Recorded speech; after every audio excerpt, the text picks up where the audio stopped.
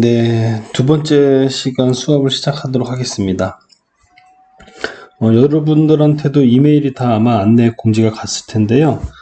동영상 강의가 온라인 강의가 2주가 더 늘어났죠. 2주가 더 늘어나면은 4월 10날까지가 온라인 강의를 하고 4월 13일부터가 이제 오프라인으로 전환된다고 이제 안내 메일이 왔습니다. 그래가지고 그거를 강의 계획서에다가 수정을 해달라 그래가지고 이제 행정적인 업무죠. 그걸 해놨는데 글쎄요, 이게 지금 사태로 가면은 4월 10날 이후에도 저희가 오프라인으로 해야 될지를 아마 많은 고민을 아마 좀 해봐야 될 것 같습니다. 그래서 일부 다른 학교들이 어떻게 되는지도 한번 잘 봐야 돼요. 제가 듣기로 어떤 학교들은 아예 이번 학기가 전체 그냥 온라인 강의로 정해진 학교도 있고, 또 어떤 학교는 이제 패스페이로 바뀌었어요. 이번 학기를 패스페이로 해가지고 그냥 이렇게 넘기는 학교도 있고, 이게 참 저도 굉장히 좀 이렇게 복잡합니다. 이거를 좀 좋은 시설이나 좋은 장비 또는 이런 체계적으로 준비가 좀 잘 해가지고 해야 되는데 좀 그렇지 못한 것 같아가지고 많이 좀 부담이 되긴 해요. 자, 그래도 한번 저희가 4월 13일 정도 되면은 오프라인으로 된다는 기대를 가지고 간단히 수업을 하도록 하겠습니다. 자, 이번에는 생태계의 기능. 자, 물질순환입니다. 물질순환. 생태계의 주요 기능 가운데 하나는 4개 권역 사이에서 일어나는 물질순환이에요. 여러 가지 물질은 생물과 무생물적 환경 사이를 계속적으로 이동하지만 물질의 총량은 변화하지 않아요. 자, 이게 조금 물질의 총량이 변화하지 않는다. 이게 이런 생태계의 특징, 기능이죠. 물질순환을 설명하는 데에서 아주 몇 가지 주요한 과정들이나 그 기능들이 있습니다. 그 중에서 먼저 에너지 경로가 확립되기 위해서 태양에너지죠. 태양에서부터 최종 소비자 및 분해자에 이르는 에너지 흐름이 반드시 있어야 되죠. 에너지 흐름이 있어야 되고, 여기서 말하는 총량이 변화하지 않는다. 이거는 저희가 연력학 제1법칙을 생각해 볼 수 있습니다. 총 에너지는 에너지 합은 항상 일정하다. 에너지는 사용됨에 따라 이용될 수 없는 형태로 전환이 됩니다. 에너지는 사용을 하면은 그 다음에는 사용할 수 없는 에너지로 전환이 되죠. 그 양은 변하지 않아요. 하지만 항상 총량은 같습니다. 자, 생태계에서는 어떻게 되나요? 이용할 수 없는 에너지는, 이 사용될 수 없는 에너지는 어떤 식으로 나오죠? 열로 나오죠. 열로 발산하게 됩니다. 이러한 에너지의 변화 과정에는 생물 상호 간에 발생하는 먹이사슬과 먹이 그물이 관여하게 되죠. 물질의 이동도 이러한 주요한 과정 중에 하나입니다. 물질 이동 과정에는 토양이나 유기물, 무기물, 그리고 생물, 생태계의 모든 구성원들이 관여가 되어 있고, 이를 생물 지하학적 순환이라고 하는데요. 여기에는 그 영양분들, 우리가 얘기하는 뉴트리언트죠. 영양 물질들에 대해서 이런 순환되는 것들이 뒤에 또 저희가 좀 고려해서 한번 살펴볼 필요가 있습니다. 자, 내용을 다시 볼게요. 여러 가지 물질은 생물과 무생물적 환경 사이를 계속적으로 이동하지만 물질의 총량은 변하지 않음. 즉, 생물권에서의 모든 생물은 지표면의 무기물과 유기물을 섭취하고 태양열을 직접 또는 간접적으로 흡수하여 성장하고 번식하며 결국에는 사멸하게 된다. 자, 시체는 다시 박테리아 등에 의해서 분해되고 무기물질화되어 토양 및 대기로 돌아가며 이들은 다시 생체에 흡수되는 순환을 갖게 된다. 다 성장하고 사멸하고 순환 과정이죠. 아주 기초적인 순환 과정을 여기서 나타내주고 있습니다. 자, 이와 같은 순환은 생물, 지질, 화학적으로 이루어지므로 생물 지화학적 순환이라고 한다. 생물 지화학적 순환. 생물 지화학적 순환이 매우 중요한 내용입니다. 이 생물 지화학적 순환을 하려면은 여기도 보면은 영양물질의 순환을 이해를 하고 있어야 돼요. 선행적으로. 이거는 저희 전공자들은 뭐 영양물질 중에서 물, 탄소, 인, 질소, 황 등등등 기본적인 아주 주요한 원소들 있죠. 이 물질들이 영양물질 순환되는 것을 거의 한 1학년 때 거의 암기를 할 거예요, 아마. 그림으로 보면 여러분들도 우리가 중학교, 고등학교 때 다 한 번씩 아주 봤던 이런 그림들일 겁니다. 이들 여러 가지 순환 중에서 가장 중요한 것으로는 탄소, 산소, 질소 및 물, 그리고 여러 가지 무기물들을 들 수가 있다. 왜냐하면 얘네들은 항상 무기 상태에서 유기 상태로 가고 생물체가 사용을 하게 된 다음에 다시 무기 상태로 가서 유기 상태로 가고 이런 식으로 계속 돌아가요. 계속. 그럼 따지면은 요 그림이 아니라 이렇게 하면 되겠네요. 그죠? 서표를. 계속 돌아갑니다. 여기에서는 박테리아가 그 역할을 하죠. 우리가 박테리아라고 하면 미생물이라고 표현을 합니다. 이런 미생물은 또 다른 말로 하면은, 자, 탄소를 무기물에서 유기화시키는 미생물이 있어요.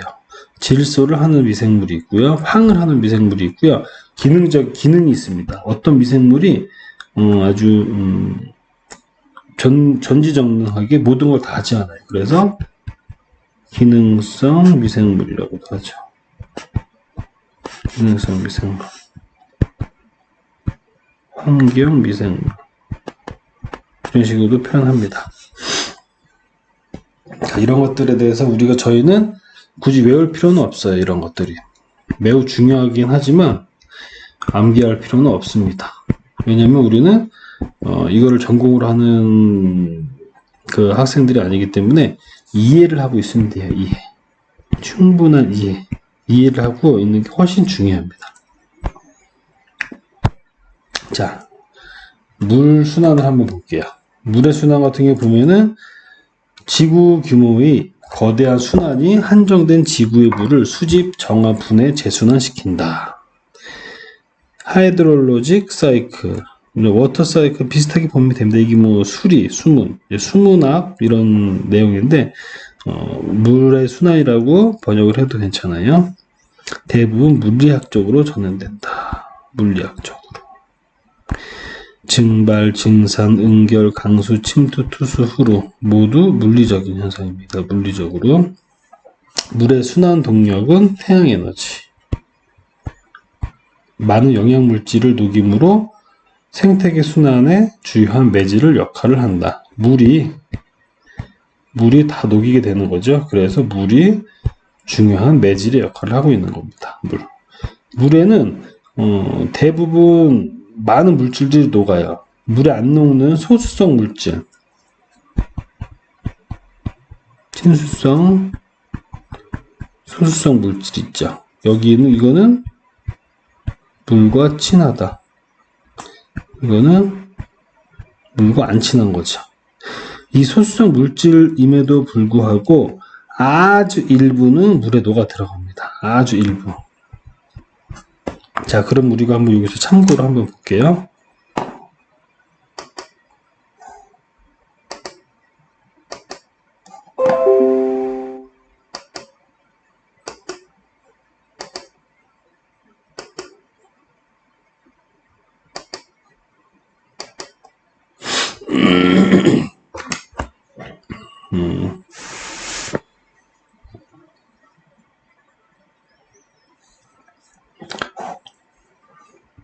A라는 물질이 있습니다. 이게 친수성이냐, 소수성이냐, 이렇게 나눠서 구분해서, 이거를 구별하는 방법이 있어요. 구별하는 방법. 몇 가지가 있습니다. 몇 가지 있음. 근데 가장 기본적으로 하는 거는, 자, 우리가 이제 기본적으로 화학적으로 아주 좀 확실하게 하는 방법을 한번 볼게요. 자, 이런 그림이 좀 이상한데, 분별 깔때기입니다. 유리로 이렇게 되어 있고, 이렇게 나가게 되어 있어요. 코크가 있고. 자, 여기에는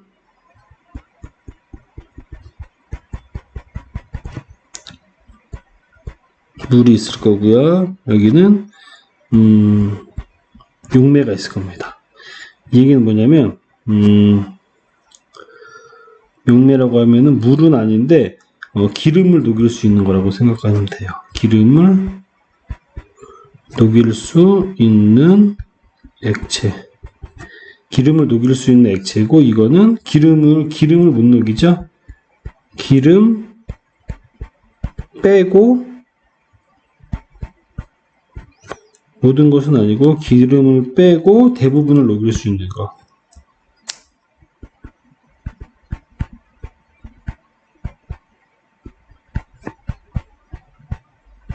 물이. 자, 이 A라는 물질이 지금 물 속에는 A라는 물질이 존재하고 있지 않죠. 이 용매에도 A라는 물질이 존재하고 있지 않습니다. 근데 이 A라는 물질을 여기다가 콩 넣는 거예요. 콩 넣습니다. 그럼 A라는 물질이 여기서 왔다 갔다 이렇게 할 겁니다. 왔다 갔다 이거를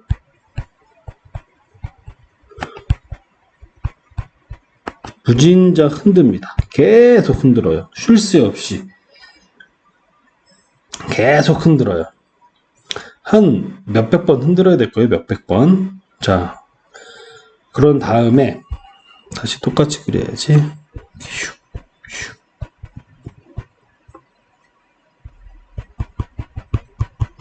여기 있었죠.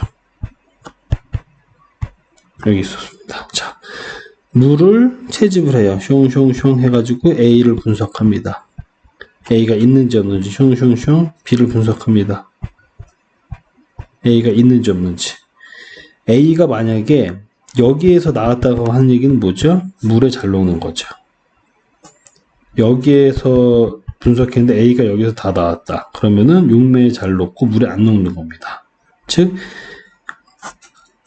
물에 녹아있는 A의 농도 분해 용매에 녹아있는 A의 농도를 했을 때 막 1이면은 뭐예요? 얘랑 똑같은 거죠. 그냥 양방향성이에요. 물에도 잘 녹고 용매에도 잘 녹는다. 친수성이기도 하고 소수성이기도 하다. 근데 만약에 1보다 컸으면 어떻게 되죠? 물에 더 잘 녹은 거죠. 그러면 친수성 물질이 되는 거죠. 만약에 1보다 작았다. 분모가 크다는 얘기니까 용매에 잘 녹는 거예요. 소수성 물질이라는 겁니다. 자, 이러한 방식으로 아주 기초적인 방법이에요. 기초적 방법이면서도 가장 확실한 거죠. 확실. 참고로 알아두세요. 자, 그 다음.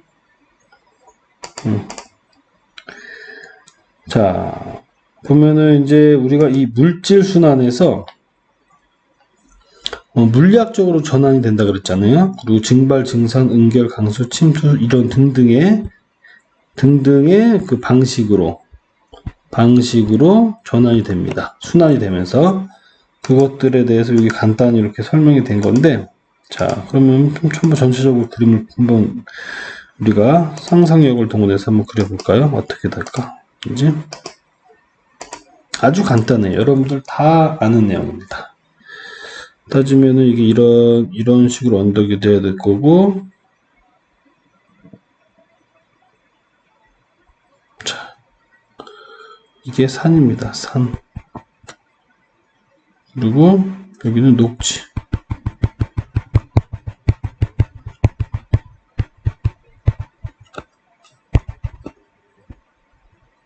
녹지가 있을 거고요.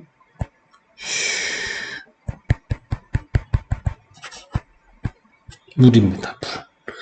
물. 바다라고 칩시다. 바다. 자, 그러면은 아주 쉬운 거죠. 바다에서 물들이 어떻게 될까요? 증발을 합니다. 증발. 그죠?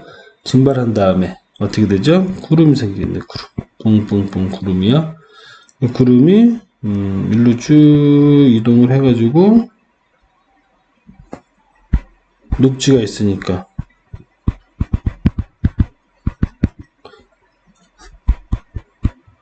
강수, 비로 내리겠죠. 비. 그죠? 비로 내리게 됩니다. 그 다음에 또 여기서 물이 흡수가 여기가 이제